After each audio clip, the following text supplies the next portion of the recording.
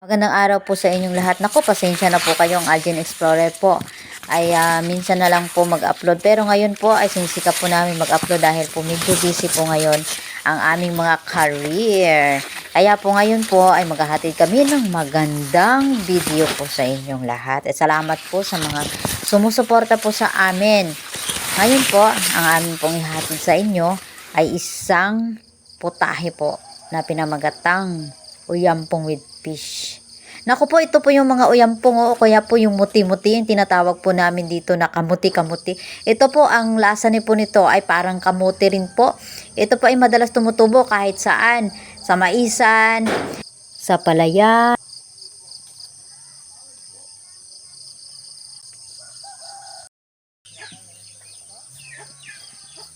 Good morning, good morning, good morning mga peoples of the Philippines, kahit saang bansa. Kukuha po tayo ng mga gulay po. Ano po ang gulay na makukuha natin dito?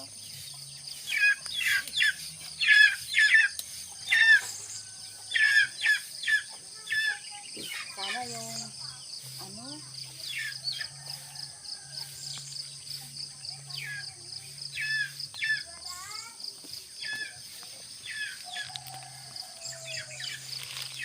Ito po ay nakakain.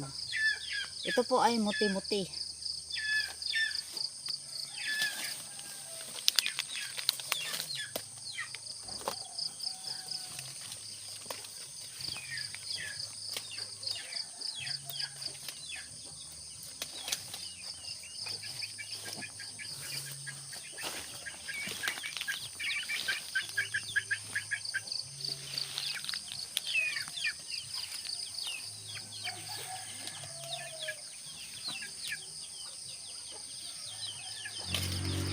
Itong damo pong ito ay problema po ng mga magsasaka. Kasi po ito ay kumakapit. Ginagapos niya po yung mga puno ng mais. Ay ang hirap po tanggalin ito kung hindi mo i-sprayan ay hindi mamamatay. Buti na lang po ngayon, hindi na po na-sprayan ito. Kasi ito po itong may malapit sa bahay. Saka may mga tanim akong mga sitaw dito sa palibot. Kaya hindi na po ito in-sprayan. Naku po, kung meron itong spray, nako, malalason tayo nito. Pero safe naman po ito kasi hindi po in-sprayhan. Ayan po. So, maganda po ito. Sana yung bata-bata pa siya. Ang sarap po nito. Tingnan mo po ito. Hindi po ako kambing ha. At hindi rin po na ako baboy. Masarap nga lang po ito. Tinitikman ko po. Parang kamuti po talaga. O, tikman nyo po. Subukan nyo. Alam nyo po itong gulay na ito. Nakakasustansya po ito sa katawan. No, nakakasustansya. Ang alam po natin ngayon, no, sa panahon ngayon, ang dami na pong mga gulay na may mga spray kahit sa palibot-libot. Pero po, ito ay walang medisina, no? Napaka-organic po nito sa katawan. At saka nabubuhay lang po ito kahit saan. Hindi nyo po na kailangan magtanim. Naku, kung tamad kayo, ito po ang gagawin ninyo. Mamunguha po lang kayo ng mga kamuti-kamuti o kaya uyampong sa tabi-tabi. Naku po, napakasustansya niyan, promise. Oo. O yan, baka mabuhay po tayo ng mga 100 years kapag itong kinakain natin, yung mga damo-damo. Ito po, marami kami mga survival foods dito na mga video po. At ipapakita po rin namin sa inyo kung paano po kumain ng mga damo-damo sa palibot. Yung mga kinakain po namin ha, hindi po yung mga ano lang, yung mga haka-haka lang. Ito po talaga yung mga kinakain namin ng mga bata pa kami. Hanggang ngayon po, kinakain din po namin ito. Yan. Hindi po kami nagbibiro o ano ba yon? Nako, napaka-char-char naman itong aking mga salitang ito. Pero po, ito ha, huwag kayong kumuha o kumain ng mga kung ano-anong mga damo-damo na hindi nyo po alam.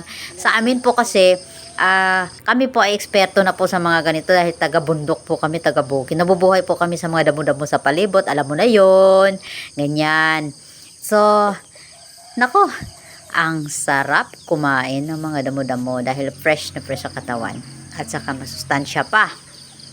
Ayun o, may mga orange pa ditong tanim ng kapatid ko. Ayun, mga passion fruit po yan. Ayan po yung mga karaan na mga prutas. Ayan, maganda sa katawan yan. Ayan, hihimayin ko na po yung mga nakuha naming mga uyampong, no? Ganitong pong paghihimay, ganyan. Ayan, isa-isa po, isa-isa. Naku po, madami yan. O, mahihirapan ka. Kaya, Tulungan mo naman ako dito, mahal.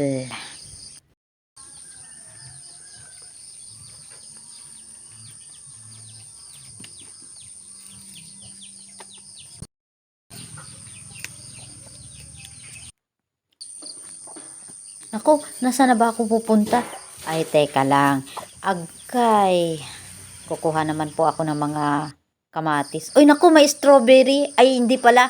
Mulberry pala ito. Naku, ang sarap po. Sumasayaw-sayaw pa ako dyan. Ayan. Namimitas po ako ng mga hinog na mulberry. Ang sarap po sa katawan. Promise. Namumunga na yung mga strawberry tanim ng kapatid ko. Ayan. Naku, pasayaw-sayaw ka pa dyan. Para kang ibon na sumasayaw-sayaw sa umaga. Ay, nako. Yan. Diyan ka na nga. Kukuha ko ng kamatis, yung cherry. Alam nyo po yun, yung kaliliit ba naman na kamatis ba? Yan, nakawin ko naman yung tanim ng nanay ko. Ay, hindi po nakaw. Kakain din po naman po siya. Ito naman po yung mga cherry tomato nung pinipitas ko po sa bakuran. Ayan. Masarap po yan. Alam mo yung mga inchik po. Kinakain po nilang hilaw yan. Madami po yung mga kulay. May pula, may puti, may orange. Ay, hindi mo naman puti. Hilaw yun, no? Ha?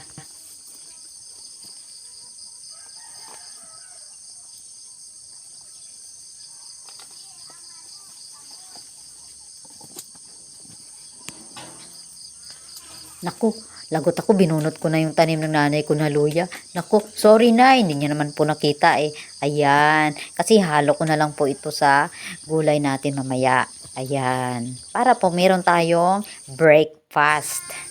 Ay, uy, kukuha ka na naman ng mulberry. Pinapahinog kaya yan ni Bernadette. Ay, teka, huhugasan na po natin itong ating mga dala. Uy, ampong. Oh, hugas, hugas, hugas, hugas. Ayan.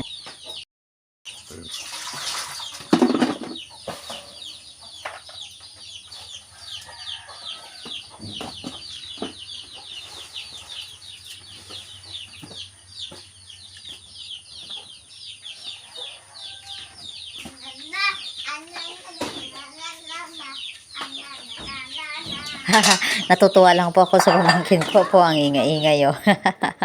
Pero hayaan nyo po siya, ganyan po talaga siya sa umaga, no. Bago pumasok, magkakanta, kung ano-ano pong mga pinagagawa sa sarili. Kaya ayan po, tuloy po natin ito. Hugas-hugas lang po, at bago natin ito lutuin, linisin mo po natin ng maiki. Baka po merong mga itat-itat na mga manok.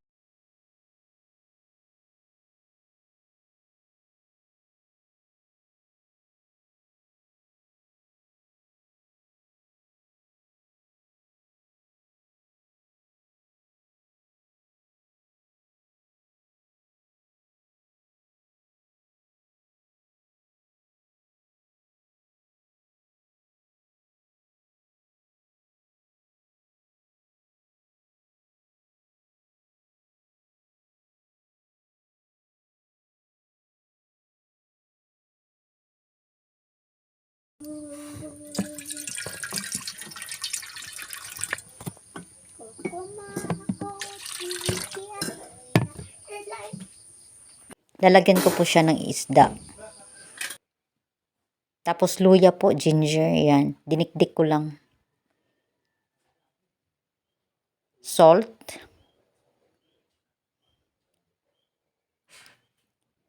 Asin. Yan, depende po sa lasa ninyo. Kung medyo mapait, o maparat, maalat, ayan, kamatis.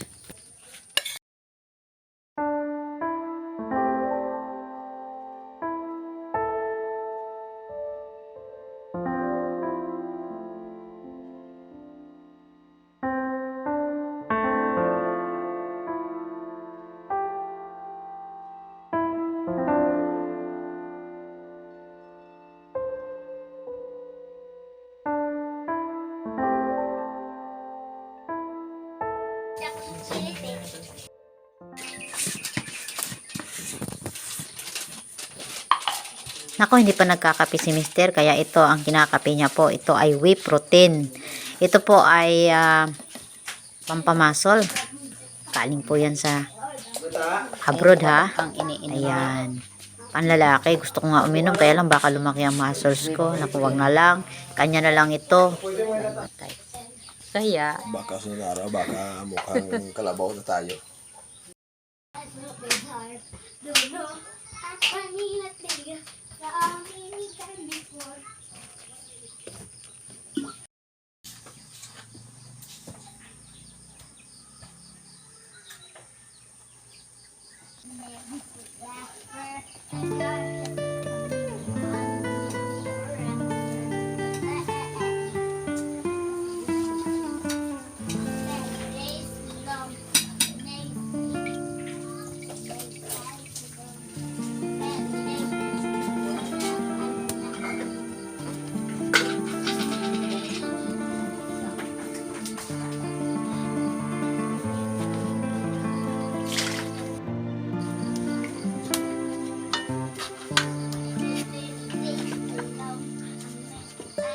parang kulang ang sabaw. Nalagyan natin ng konti.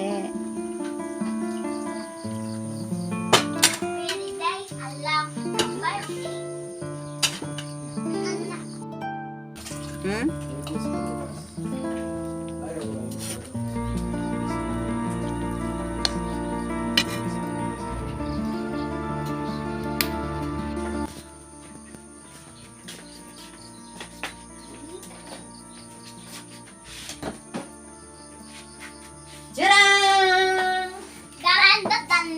Tadaan!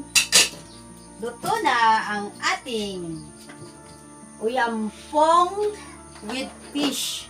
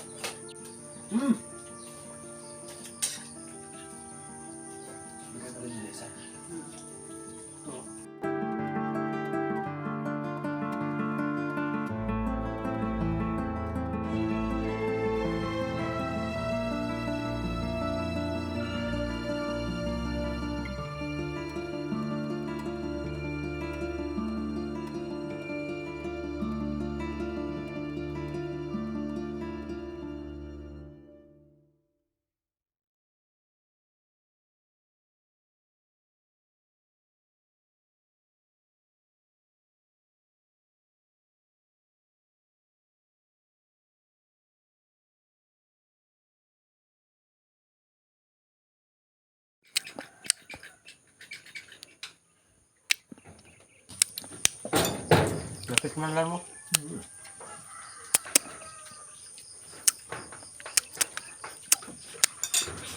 Ano mo sarap yan mo? Ang bata niya. Plano din niya.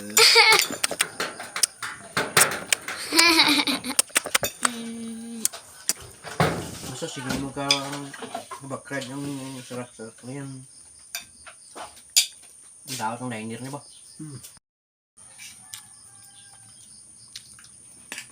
Guba ka sunod na bakla ko na kahoy. Ha? Isla ko na kahoy. Kahoy? Lining nga kahoy.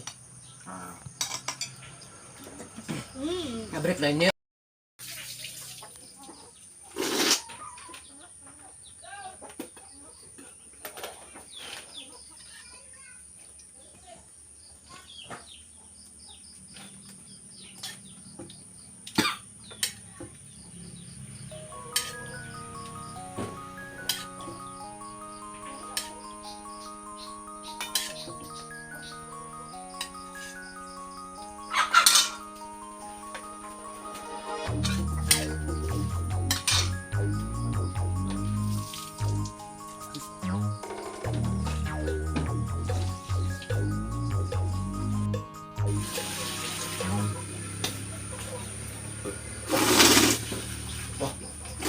Higop ka kalbaw ba? Grabe. Lambado kagi.